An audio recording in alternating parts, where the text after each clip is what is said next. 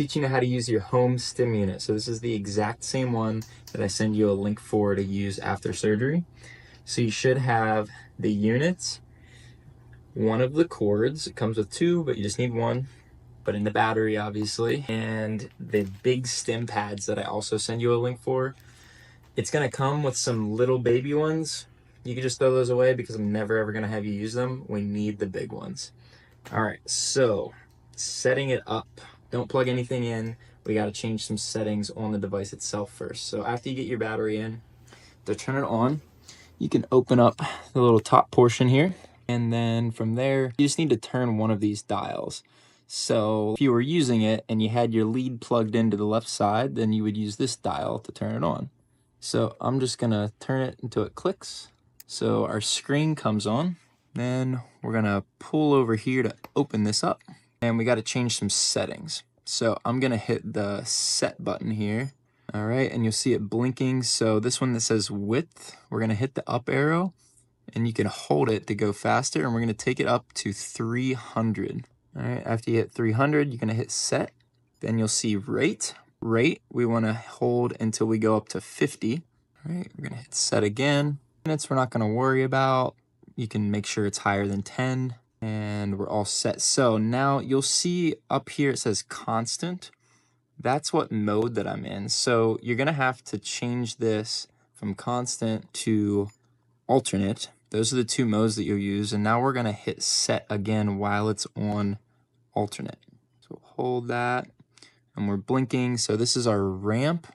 I want your ramp to be low. So 1 second. This is like how fast it turns on.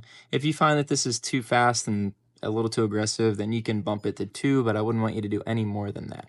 So I'm gonna keep mine on 1. Hit set again. 1 time. We're gonna bump this up to 10. So it's on for 10 seconds. And off time, we're gonna bump down to 10 seconds. And we'll hit set again. That one's all good. It's still on 300. That one's on 50. So we're all good on the settings. You'll never have to change those again. So again, now to turn it off, you just turn this until it clicks. When you turn it on, make sure you just turn it a little bit, because this is also showing how strong you can make it. You can see the little notch right here that points to the power. And then depending on what exercise you do, you'll have it on constant or alternate. So I'm gonna go for alternate here, and it's gonna be just down here underneath the 1. So it's not even on, but now I'm gonna set it up on myself. So you're gonna take out your big Stim pads here. Do this before you plug them into your lead, so you make sure you get them in the right place. So placement is really important. The first one is gonna go down on the inner part of your lower quad, and it's gonna lay this way, perpendicular to the way that your quad runs. So if you squeeze this muscle, you can see this like teardrop part of your quad. It's gonna go right there, just above your kneecap to the inside. The second one here is gonna go up and a little bit to the outer portion of your quad. So you need to get it up here fairly high and a little bit to the outside. So you got one on the upper outside and one on the lower inside. So now you're ready to go.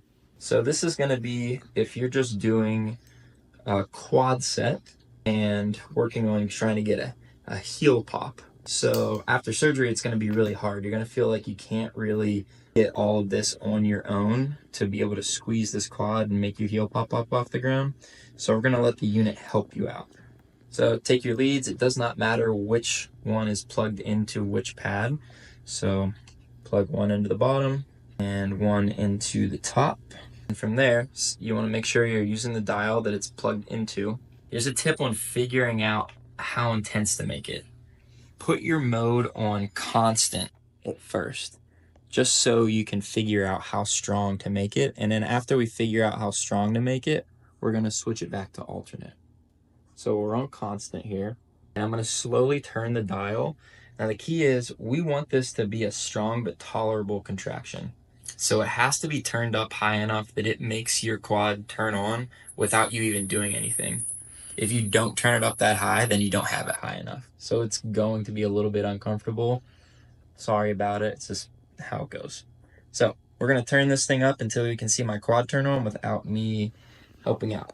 Start to feel some tingles, starting to contract, but that's not a strong contraction. Almost there. All right, so that is a good, strong, but uncomfortable, a little bit contraction. Now that I've figured it out, I'm gonna go to my mode again. I'm gonna put this on alternate. So on alternate, it's gonna be on for 10 seconds and off for 10 seconds.